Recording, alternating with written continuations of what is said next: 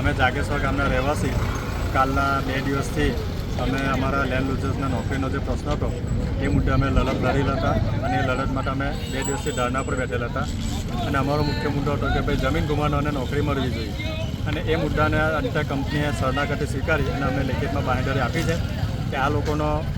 જે કંઈ બી મુદ્દો છે એ વ્યાજબી છે અને એમને નોકરી મળવી જોઈએ અને તે એમને સ્વીકારીને આપી અને અમને લેખિતમાં તેથી અમે એ નિર્ણયને અમે સ્વીકારીએ છીએ અને અમારું જે આંદોલન જે ધરણા ચાલી હતી તેને અહીંયા સંપૂર્ણ કરી અને અમે અમારા પોતાના ઘરે જઈને જઈએ. જે આંદોલન ચાલી રહ્યું હતું એમાં કંપનીએ કેટલી મહેનત કરાવી છે, કેટલી મિટિંગ થઈ છે અને ત્યારબાદ આ નિરાકરણ આવ્યું છે? કંપનીએ અમને આ તો છેલ્લા લગભગ 2 વર્ષથી અમે લડત લડી રહ્યા હતા. અમે મામલતદારથી લઈને ભરૂચ જિલ્લા કલેક્ટર સાહેબશ્રી તેમજ જીઆઈડીસી ગાંધીનગરથી લઈને મુખ્યમંત્રી સુધીના અમે આવેદનપત્રો આપ્યા છે, લેટરો આપ્યા છે, અરજીઓ પણ આપી છે અને ઘણે ખરી ટાઈમે જીઆઈડીસી સાથે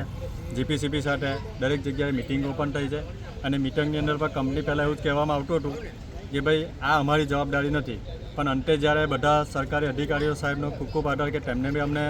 મદદ કરી, પોલીસ અધિકારીઓ પણ મદદ કરી અને અમને હેલ્પ કરી અને કંપનીને છેલ્લે એમને કાયદાનું ભાન કરાવી અને એમને કીધું છે કે ભાઈ આ મુદ્દો લેન્ડ લૂઝરનો છે તો તમે નોકરી લેવા જ જોઈએ. કાયદાનું ભાન કરાવી તમારો પોઝિટિવ જવાબ આવ્યો છે. હવે કંપની કેટલા સમયમાં અને કેટલા હપ્તામાં આ કામદારોને લેશે?